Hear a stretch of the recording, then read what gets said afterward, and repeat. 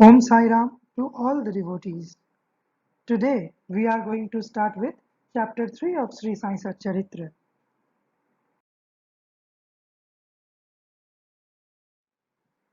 In this chapter, Hemat Pant has taken up a few topics: Sri Sai Baba's sanction and promise, assignment of work to devotees, Baba's stories as beacon light, his motherly love, Rohilla's story, his sweet and nectar-like words.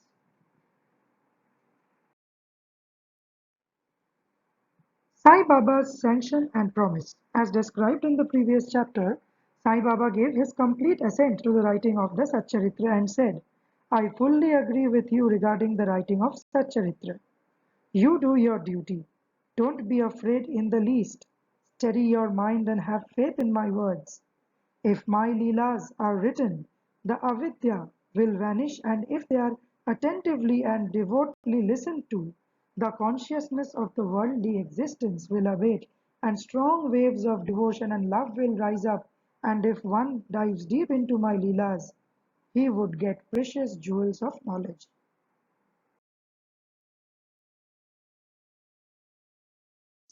The author was much pleased, and he at once became fearless and confident and thought that the work was bound to be a success.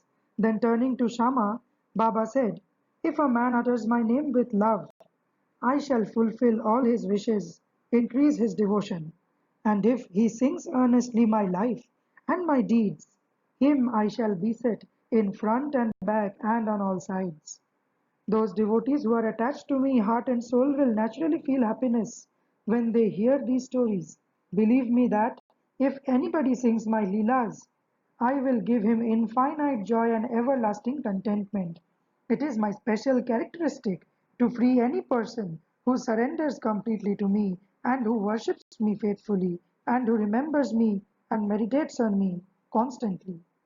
How can they be conscious of worldly objects and sensations, who utter my name, who worship me, who think of my stories and my life, and who thus always remember me?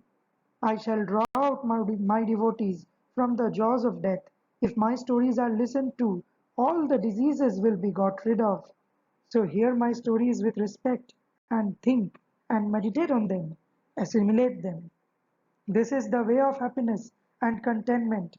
The pride and egoism of my devotees will vanish. The mind of the hearers will be set at rest, and if he has wholehearted and complete faith, he will be one with supreme consciousness. The simple remembrance of my name, Sai Sai, will do away with the sins of speech and hearing. Different works assigned to devotees. The Lord entrusts different works to different devotees. Some are given the work of building temples and mats or ghats on rivers. Some are made to sing the glories of God. Some are sent on pilgrimages, but to me was allotted the work of writing the Sai Satcharitra. Being a jack of all trades but master of none, I was quite unqualified for this job. Then why should I undertake such a difficult task? Who can describe the true life of Sai Baba? Sai Baba's grace alone can enable one to accomplish this difficult work. So when I took the pen in my hand, Sai Baba took away my egoism and himself wrote his stories.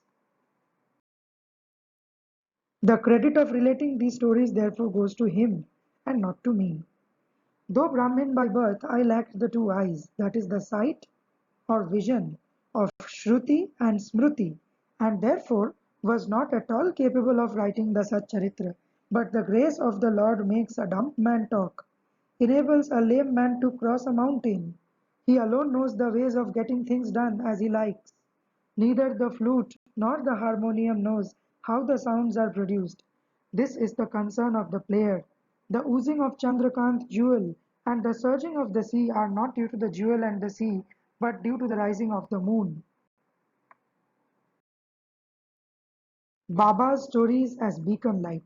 Lighthouses are constructed at various places in the sea to enable the boatmen to avoid rocks and dangers and make them sail safely. Sai Baba's stories serve a similar purpose in the ocean of worldly existence. They surpass nectar in sweetness and make our worldly path smooth and easy to traverse. Blessed are the stories of the saints when they enter our hearts through the ears. The body consciousness or egoism and the sense of duality vanish, and when they are stored in the heart, doubts will evade, pride of the body will fall, and wisdom will be stored in abundance. The description of Baba's pure fame and the hearing of the same with love will destroy the sins of the devotee, and therefore this is the simple sadhana for attaining salvation. The sadhana for Krita age was samadhama, tranquility of mind and body; for Treta age, sacrifice; for Dwapar, worship; and for Kali, which is the present age, it is singing of the name and glory of the Lord. This last sadhana is open to all the people of the four varnas. The other sadhanas, which is yoga tyag, which is sacrifice, dhyan, meditation, and dhyana dharana, which is concentration, are very difficult to practice. But singing and hearing the stories and the glory of Lord Sai Baba is very easy. We have only to turn our attention towards them. The listening to and singing of the stories will remove the attachment to the senses and their objects and will make the devotees dispassionate and will ultimately lead them to self-realization. With this end in view, Sai Baba made me write his stories as Satcharitra. The devotees may now easily read and hear these stories of Sai Baba and while doing so meditate on him, his form, and thus attain devotion to Guru and God. Get dispassion and self-realization. In the preparation and writing of this work, Satcharitra, it is Sai Baba's grace which has accomplished everything, making use of me as a mere instrument. Motherly love of Sai Baba.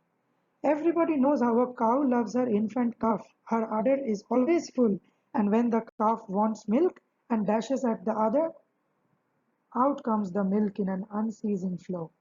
Similarly, a human mother knows the wants of her child beforehand and feeds them at her breast in time. In case of dressing and adorning the child, the mother takes particular care to see that this is well done. The child knows or cares nothing about this, but the mother's joy knows no bounds when she sees her child well dressed and adorned. The love of the mother is peculiar, extraordinary, and disinterested, and has no parallel. Sadgurus feel this motherly love towards their disciples. Sai Baba had the same love towards me, and I give an instance of it below. In 1916, I retired from government service. The pension that was settled in my case was not sufficient to maintain my family decently. On Guru Purnima day of that year, I went to Shirdi with other devotees. There, Mr. Anna Chinchanikar, of his own accord, prayed to Baba for me as follows: Please look kindly at him.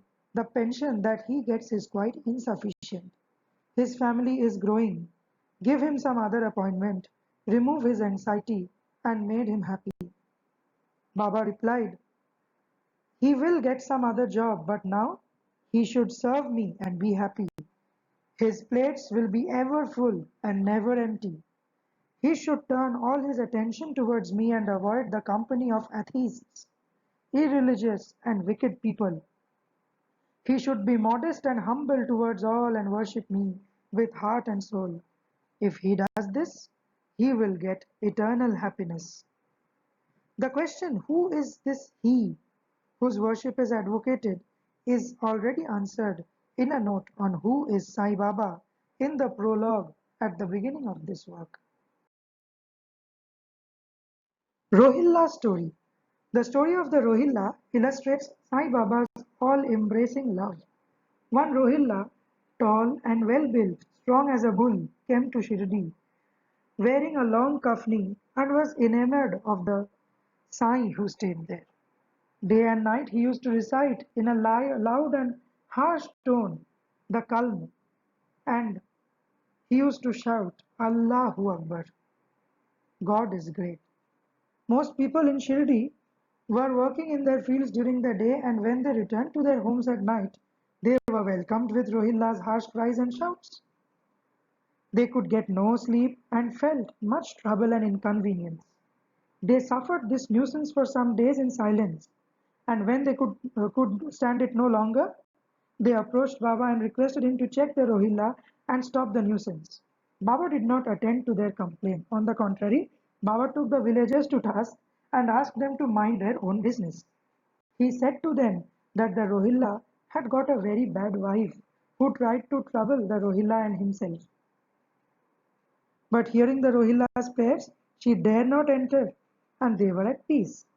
In fact, the Rohilla had no wife, and by his wife, Baba meant Durbuddhi, that is, evil thoughts.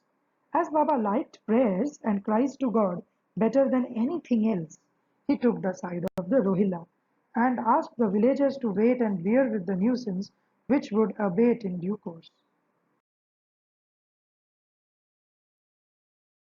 Baba's sweet and nectar-like words. One day at noon after Aarti, devotees were returning to their lodgings when Baba gave the following beautiful advice.